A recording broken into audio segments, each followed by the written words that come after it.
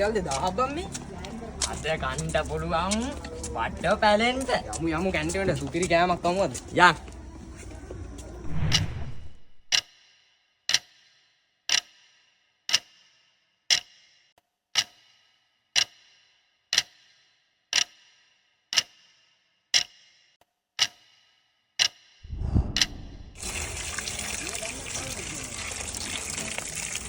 මේ අද නම් සුපිරි ඈ. අව කීයක්වත් ඉතුරු නැද්ද? පිස්සුද? ඔක්කොම ඉවරයි. එයි මේ හරිඳුනේ. හරිද මොකෝ අප්සෙට් එක? මට ලොකු ප්‍රශ්නයක්. මේ අපි ඉන්න නෝන් දෙකට. මොකක්ද අද ප්‍රශ්නේ? ඔයාලා දන්නවනේ අපේ අම්මගේ අසනීපේ.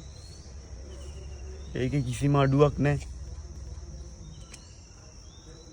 හැමදාම සතියකට 2000ක් 3000ක් වියදම් යනවා බෙහෙත් වලට.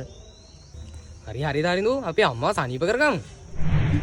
පෙරේද ඉඳන් බෙහෙත් නැහැ. අද උදේම නංගි කරම්බු දෙක කඩේට දීලා රුපියල් 2000ක් අරගෙන ආවා. යනකම බෙහෙත් ගන්න කියලා.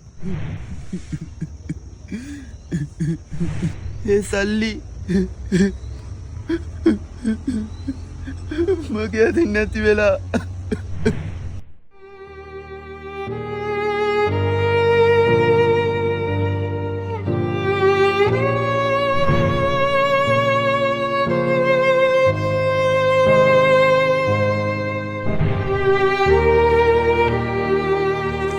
සිතන්නට යමක්